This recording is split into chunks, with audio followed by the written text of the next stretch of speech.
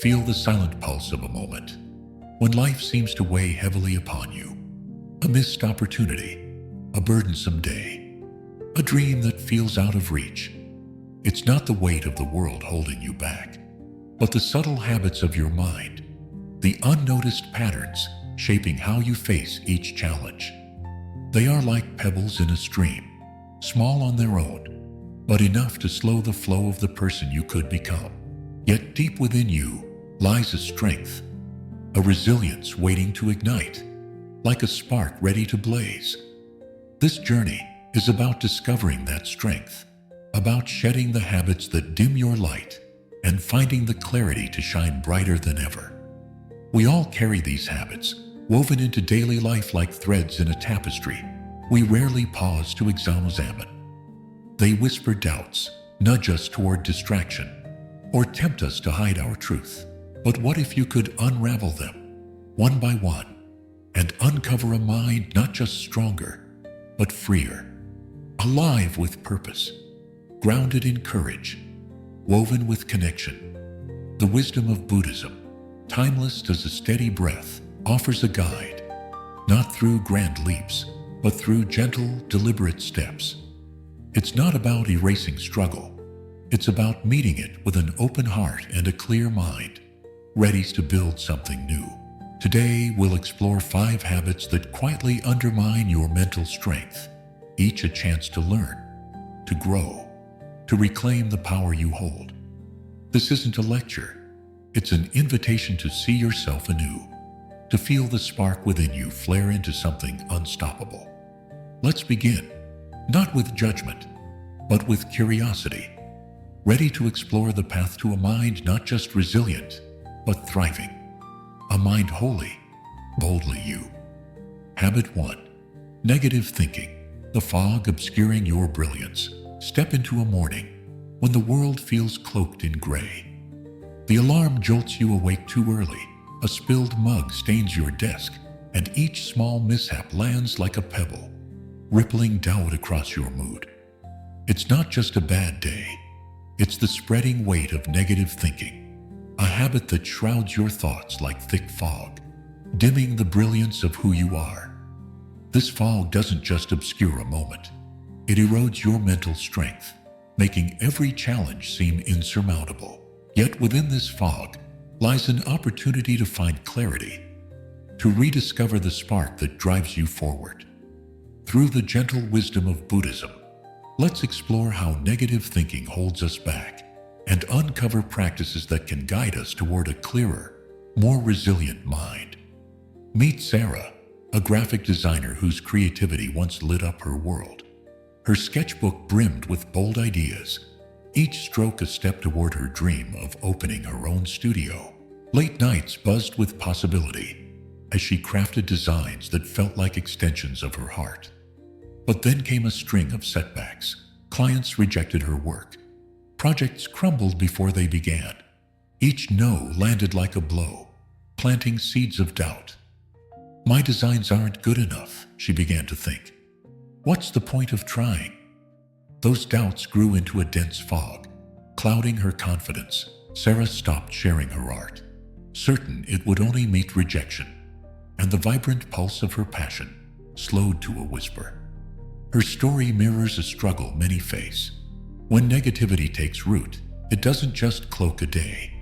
It reshapes how we see our entire path. Negative thinking is like a smudged window, warping the world beyond it. A kind word from a friend feels fleeting. A new opportunity looks like too big a risk, and even your strengths start to seem like flaws. It's easy to sink into this gloom. It promises safety, a way to brace for disappointment before it arrives. But that safety comes at a cost. By expecting the worst, you craft a narrative where joy and success are forever out of reach. This belief becomes a cycle. You hesitate to act, avoiding bold steps, new connections, or daring ideas, all because you've decided they'll fail. Over time, these walls of doubt cage you, shrinking the life you could lead into something smaller, less vibrant. Buddhism lights a path through this fog with practices as steady as a heartbeat. Take a quiet moment. sitting with your gentle breath. This is mindfulness, a way to notice your thoughts as they pass, like leaves caught in a calm stream. When a negative thought arises, "I'll never get this right. Everything always falls apart." You don't push it away or let it define you. Instead, you see it for what it is, a fleeting ripple, not the entire river. For Sarah, mindfulness became a lifeline. One evening, as doubts swirled, she paused, breathed slowly, and watched her thoughts without clinging to them. That small act loosened their grip, like a knot beginning to unravel, letting glimmers of hope slip through. Another practice, meditation or loving kindness, is like kindling a fire in your chest. You begin by silently wishing well for yourself. May I find strength. May I know peace. Then extend those wishes outward, to friends, strangers, even those who've hurt you. It's a simple act, but its warmth transforms. Sarah tried metta one night, her voice soft under candlelight. She wished herself courage, then hesitantly sent kindness to a rejecting client who'd cut deep. Over days, then weeks, this practice softened her inner harshness, replacing self-criticism with compassion. Her pencils moved again, sketching lines not of fear, but of possibility, as her heart learned to trust itself. Then there's impermanence, a truth as constant as the tides. Nothing lasts forever. Hardships fade, as do joys. When negativity feels like all there is, this idea becomes an anchor, reminding you no shadow lingers forever. Sarah leaned into impermanence on a quiet walk, noticing clouds shifting across the sky. Never fixed. A lost project, she realized, was just a moment, not her whole story. That shift gave her courage to pitch a new design, trusting rejection was a wave that would pass, not a wall to stop her. When a client called back with interest, it felt like proof. The fog could lift. Overcoming negative thinking isn't about ignoring life's rough edges or forcing a sunny outlook. It's about choosing where to focus, on the stains or the light ahead. Sarah's path wasn't a straight line to confidence. It was small, deliberate steps, accepting a colleague's quiet praise, letting a new idea bloom without dismissing it, smiling at a sketch that felt like hers again. Each step cleared a bit more fog, revealing a world woven with challenges, but alive with potential. One day, a client's enthusiasm for her work marked a milestone. Not the end of doubt, but a sign she could move through it. Sarah's journey shows that lifting the veil of negativity opens your eyes to life's vibrancy. But even as this clarity grows, another habit often waits to pull you back. The urge to complain about things you can't change. Like negativity, complaining can trap you, draining the strength you've begun to build. Yet, with the tools you're gathering, you're ready to face it, carrying this newfound light into a mind growing freer with each step. Habit 2. Complaining about things beyond your control. The anchor holding you back. Feel the weight of a day when nothing seems to budge your way. Traffic stalls your commute. Deadlines shift unexpectedly, and the weather sours just as you step outside. Your first instinct might be a sigh of frustration, a voiced grievance about the unfairness of it all. Why does this always happen to me? The reflex to complain, to rail against what you can't change. It's like dropping an anchor in choppy seas. It keeps you stuck, unable to move forward. Complaining about what lies beyond your control doesn't just mark a tough moment. It's a habit that drags your mental strength down, sapping the energy you need to navigate life's waves. Yet, within this struggle lies a chance to cut that anchor loose. With Buddhism's wisdom lighting the way, let's explore how complaining weighs us down and discover how to move toward a freer, more resilient mind. Sarah, our graphic designer, knew this burden well. After rediscovering her creative spark through mindfulness and kindness, she faced a new challenge. A major project she'd spent weeks on was abruptly canceled, not because of her work, but due to the client's budget cuts. The news stung, and Sarah found herself venting to anyone who'd listen. "It's so unfair. They wasted my time." Hours turned into days of grumbling, to friends, to her sketchbook, to the empty air. Each complaint felt like a release, but it left her stalled, replaying the injustice instead of moving on. Her story reflects a trap we all stumble into. When life throws curves we can't dodge, complaining feels like a way to cope, but it only deepens the rut we're stuck in. Complaining about what you can't control is like clutching a handful of sand. The tighter you grip, the more it slips away, leaving you empty-handed. It's a habit that turns your focus outward, fixating on what's wrong instead of what you can shape. The weather, others' decisions, a twist of fate. These are currents you can't steer. Yet by voicing frustration about them, you give them power, letting them shape your mood and choices. It's as if you're shouting into a canyon, hoping the echo will change the landscape. Instead, the sound bounces back, louder, pulling you deeper into discontent. This cycle weakens your mind, locking you in a state where problems loom larger than solutions, and every obstacle feels like a permanent blockade. Buddhism offers a steady hand to guide you out of this canyon, starting with impermanence, the truth that nothing is fixed. Life's challenges, like its joys, are fleeting, like ripples spreading across a lake. They come and go. Complaining often stems from seeing setbacks as permanent, as if a canceled project or a bad day defines your future. Sarah felt this when her project collapsed, believing the loss was a lasting verdict on her worth. But one afternoon, sitting by a window as rain pattered down, she recalled impermanence. The storm outside would pass, as would her frustration. That shift didn't erase the sting, but it loosened its hold, reminding her no failure was her whole story. By seeing her disappointment as a passing wave, she began to look for what lay beyond it. Another practice, acceptance, is like learning to stand firm in a gusting wind. It doesn't mean liking what happens or giving up on change. It means acknowledging what you can't alter and choosing not to let it destroy you. For Sarah, acceptance came slowly. Instead of replaying the client's decision, she tried sitting with it, like holding a heavy stone and then setting it down. "This happened," she told herself, "and I can't undo it." That acknowledgement was like exhaling a breath she'd held too long. It freed her to focus on what she could do. Start a new design. Reach out to another client. Acceptance isn't passive. It's like clearing debris from a path, making space to step forward. Then there's letting go, an exercise in release, like opening your hand to free a caught bird.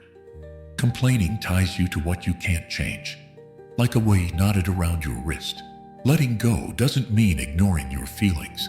It means choosing not to carry them forever. Sarah found this one night while journaling, her pen spilling frustration until she paused and wrote, "I'm done holding on to this." It was a small act, but it felt like untying a knot. She didn't forget the project's loss, but she stopped letting it steer her thoughts. That shift opened space for new ideas, like a canvas wiped clean for fresh strokes. Breaking free from complaining isn't about silencing yourself or pretending life's injustices don't hurt. It's about choosing where to anchor your energy, on what can't change or on possibilities within your reach. Sarah didn't stop feeling frustration overnight, but she began to notice when complaints arose and paused before they took over. One day, instead of venting about a client's delayed feedback, she sketched a new concept that later caught their eye. It was a small win, but it showed her strength growing. She was steering her ship, not cursing the wind.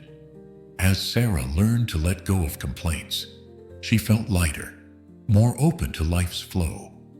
But this freedom revealed another challenge waiting. the tendency to suppress her true self, to hold back thoughts and feelings.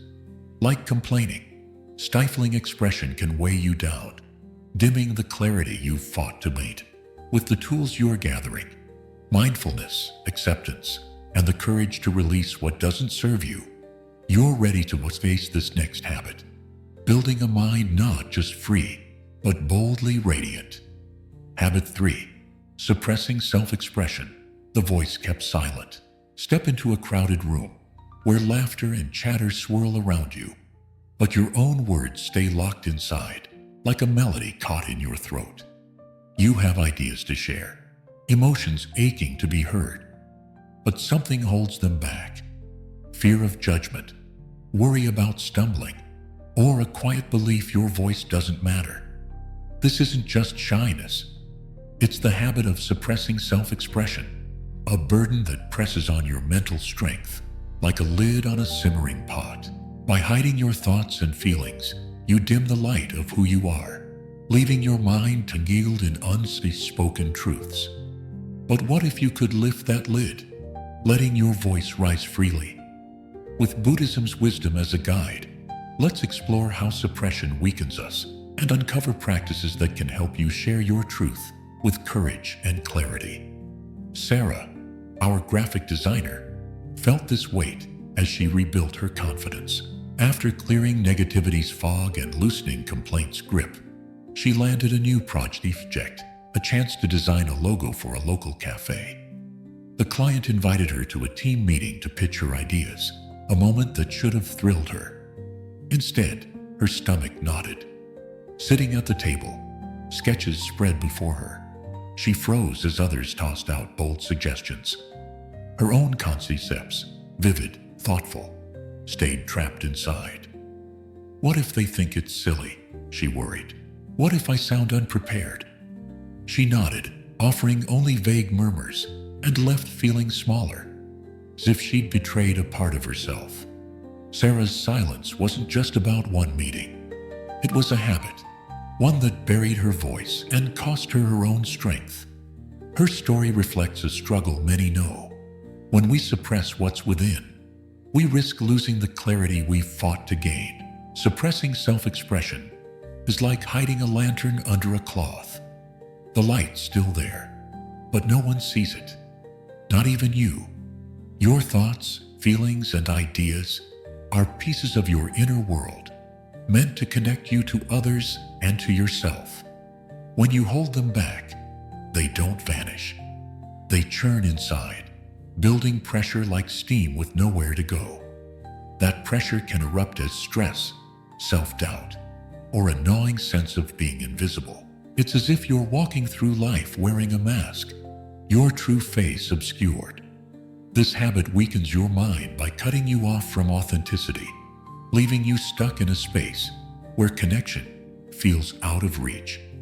Over time, the silence becomes a wall, separating you from relationships and opportunities that could light your path. Buddhism offers a bridge over that wall, starting with right speech, a practice rooted in truth, kindness, and mindfulness. Your words, when spoken with care, are like seeds sown in fertile soil. They can sprout into understanding, trust, and shared purpose. Right speech isn't about perfection. It's about aligning what you say with who you are. For Sarah, this began with small steps. At the next meeting, she practiced voicing one idea, her voice shaky but honest. I think a warm palette could reflect the cafe's vibe. The client's nod wasn't just approval, it was a spark, proof her voice carried weight. Each time she spoke, it was like planting another seed, her confidence taking root. Mindfulness deepens this practice, acting like a clear pool reflecting your inner world. By pausing to notice your thoughts and feelings without judging them as wrong or unworthy, you gain clarity to express them. Sarah tried this before a presentation, sitting quietly with her sketches, feeling the flutter of nerves in her chest.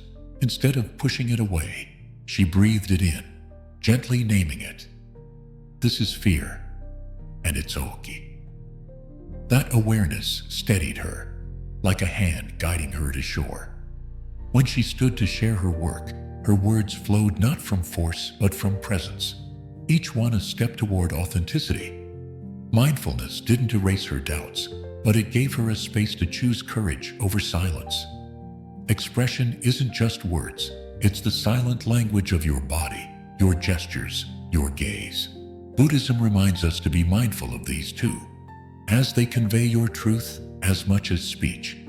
Slumped shoulders can say, "I'm unsure," before you open your mouth. A steady look can say, "I believe in this." Sarah noticed this in a casual chat with a colleague. She'd been fidgeting, arms crossed, her body signaling retreat. With mindfulness, she softened her posture, uncrossed her arms, and let her hands move as she talked about her designs. It was like opening a window. The conversation warmed, her colleague leaned in, and Sarah felt seen. This non-verbal awareness became her ally, a silent chord harmonizing with her voice. Breaking free from suppressing self-expression isn't about becoming loud or fearless overnight. It's about trusting your voice, however soft or flawed, has a place. Sarah's journey unfolded gradually. She started sharing sketches online, her captions tentative but true. She spoke up in meetings, not always smoothly, but with growing ease. One day, the cafe owner praised her logo, saying it captured their spirit perfectly. That moment wasn't just about the design. It was about Sarah claiming her species, letting her light shine. Each step strengthened her mind, weaving connection where silence once reigned. As Sarah learned to let her voice flow, she felt a new freedom, a sense of standing taller in her own life. But even this clarity brought a new challenge, the temptation to criticize when things went wrong, to blame others for difficulties instead of owning her part.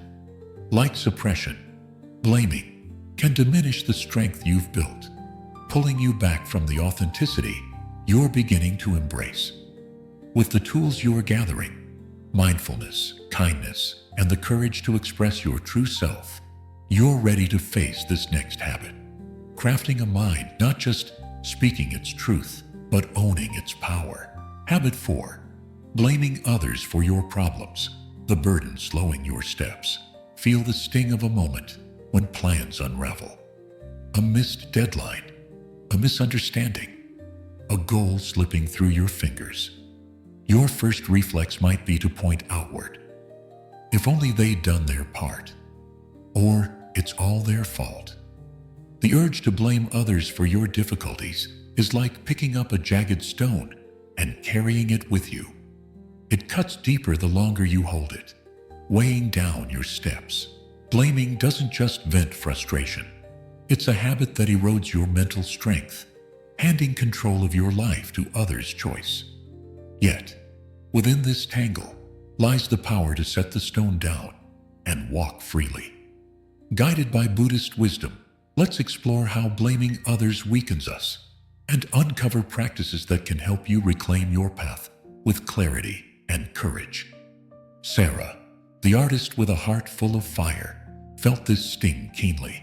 After overcoming negativity, silencing complaints, and finding her voice in meetings, she was gaining momentum.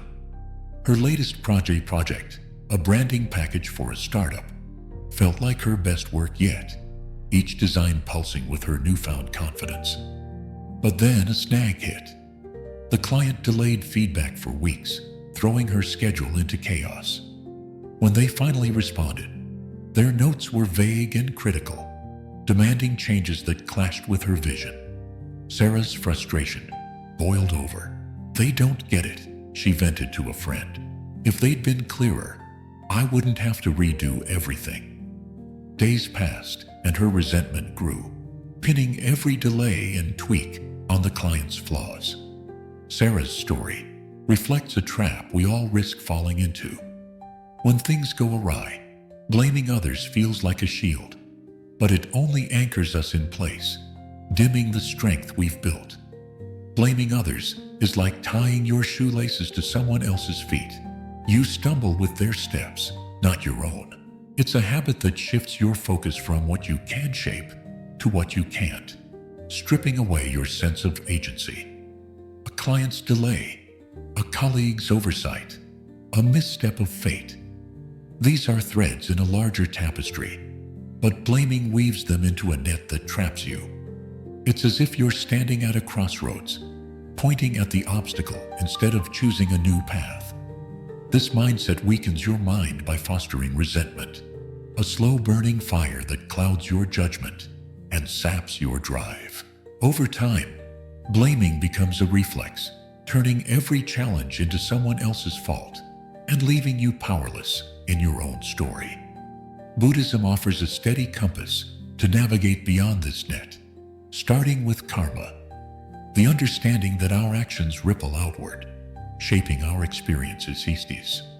Blaming others ignores this truth, casting you as a bystander in your own life. Instead, karma invites you to see your role, not as the sole cause of every outcome, but as a thread you can weave with intention.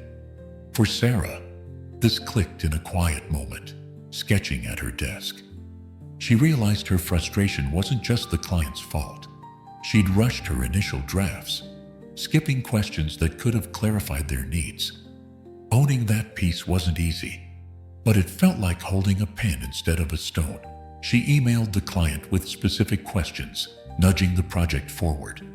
That small act reminded her choices mattered, even in a mess. Forgiveness is another key. Like unlocking a door you didn't know was bolted. It doesn't mean excusing others' actions or pretending they didn't hurt. It means releasing the resentment, tying you to them. For Sarah, forgiveness came slowly. One evening, sitting with a cup of tea, her mind replayed the client's vague emails. Instead of fueling her anger, she tried something new. "I'm letting this go," she whispered. Not because they deserved it, but because she did. It was like loosening a tight knot in her chest. She felt lighter, freer to focus on her work. Forgiving herself was harder. Those rushed drafts still stung, but she offered herself the same grace, a quiet nod to her effort. That shift didn't erase the past, but it opened space to move forward. Mindfulness ties these practices together, acting like a lantern in a dim room. By noticing your thoughts without being swept away, you catch the urge to blame before it takes root. Sarah started pausing when irritation flared, breathing in the heat of "it's their fault." She'd ask herself, "What do I own here?" Not to self-criticize, but to find her power. One day, when a colleague missed a file she needed, mindfulness stopped her from snapping. Instead, she calmly requested it, then used the delay to refine another design. That choice wasn't just practical. It was a reclamation of her strength, a step away from the blame that once held her back. Breaking free from blaming isn't about ignoring others' mistakes or shouldering every burden. It's about choosing where to stand, in resentment's shadow or your own light. Sarah's path wasn't flawless. She still felt the urge to criticize when a printer botched her proofs, but she caught herself sooner, redirecting her energy to solutions. One afternoon, the startup client praised her revised designs, noting how they captured their vision. That win wasn't just about the work. It was about Sarah owning her role, not the client's delays. Each choice fortified her, weaving resilience where blame once wore her down. And Sarah learned to set the stone of blame down. She walked lighter, her mind clearer to shape her own story. But even this freedom revealed a new challenge. The temptation to escape into daydreams, to chase fleeting fantasies instead of grounding her dreams in reality. Like blaming, this habit can pull you from the strength you've claimed, tempting you to drift instead of build. With the tools you're gathering, mindfulness, forgiveness, and the courage to own your path, you're ready to face this next step, forging a mind not just standing firm, but reaching purposefully toward what can be. Habit 5. Fantasizing instead of visualizing. the mirage leading you astray. Step into an afternoon when the world feels just out of reach, your mind drifting to a place where everything's perfect. You see yourself basking in success, clients raving about your work, a life without struggle, all without lifting a finger. It's a seductive escape, this habit of fantasizing, like thinking into a soft chair that promises comfort, but gets you no closer to your goals. Unlike the grounded act of visualizing a path forward, fantasizing spins dreams untethered to reality, luring you into a haze that weakens your mental strength. It's not just a harmless reverie, it's a detour from the life you could build. With Buddhist wisdom as a compass, let's explore how fantasizing pulls us off course and uncover practices that can guide us toward dreams rooted in purpose and possibility. Sarah, the artist with sketches full of passion, slipped into this haze as her confidence grew. After clearing negativity, quieting complaints, finding her voice, and owning her choices, she was gaining traction. Steady small projects, hinting at her dream of a studio. But one quiet evening, weary from revisions, she leaned back and let her mind wander. She saw herself in a sleek office, her name on awards, clients lining up without effort. The fantasy was vivid, intoxicating.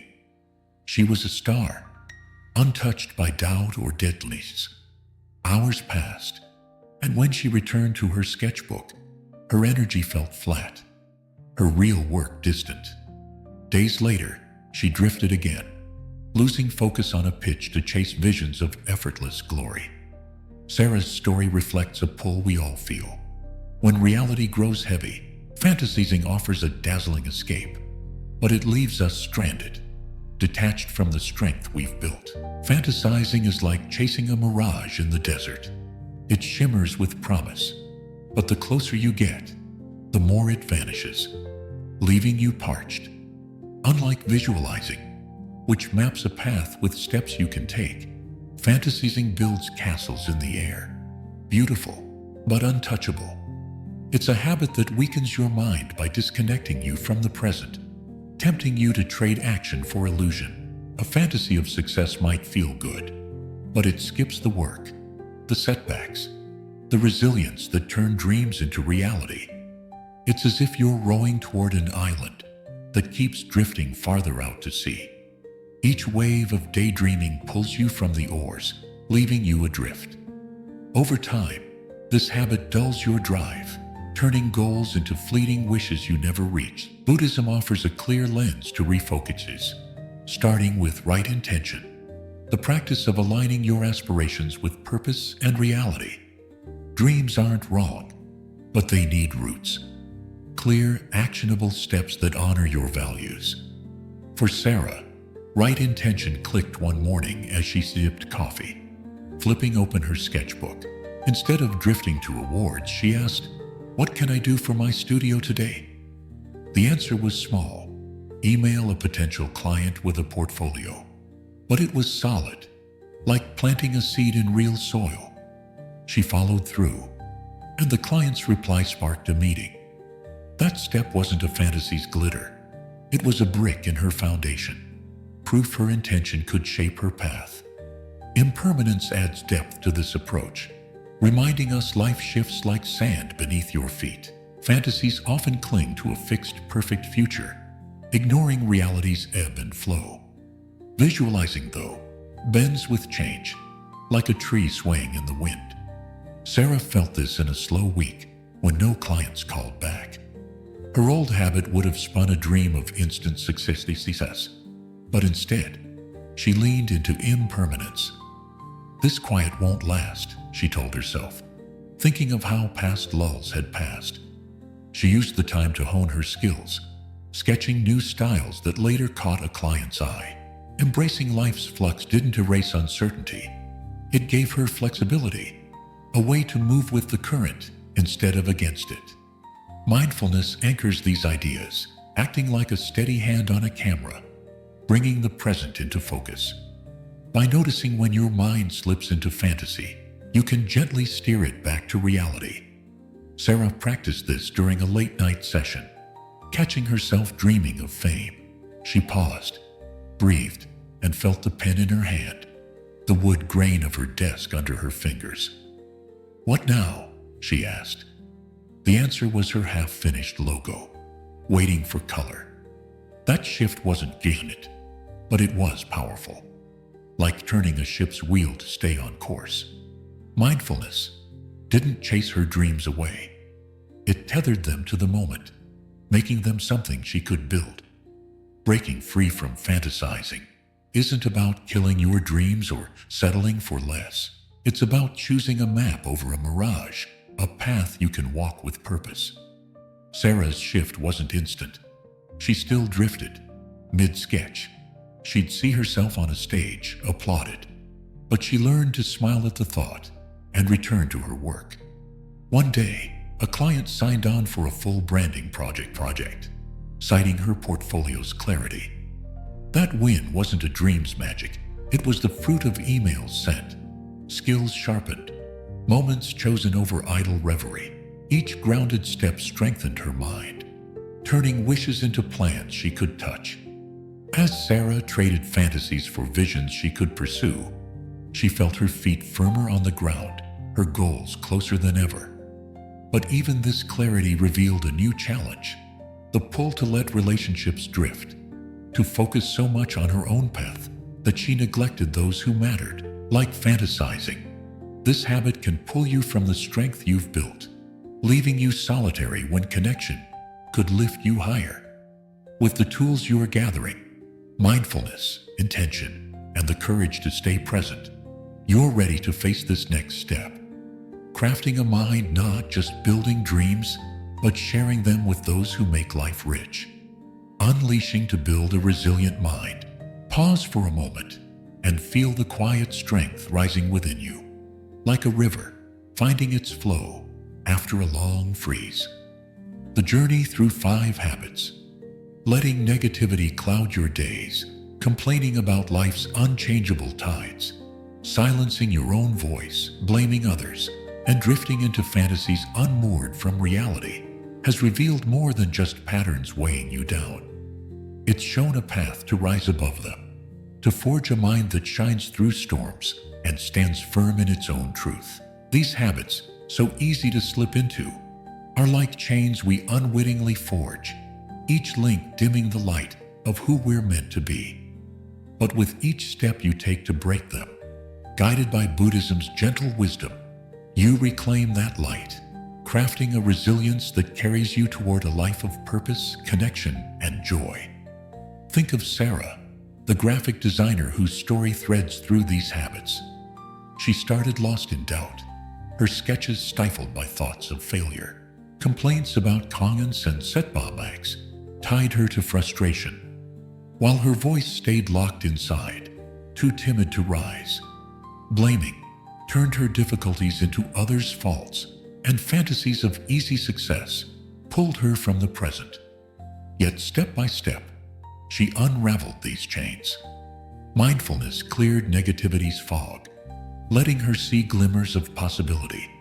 Acceptance soothed her complaints, freeing her to steer what she could.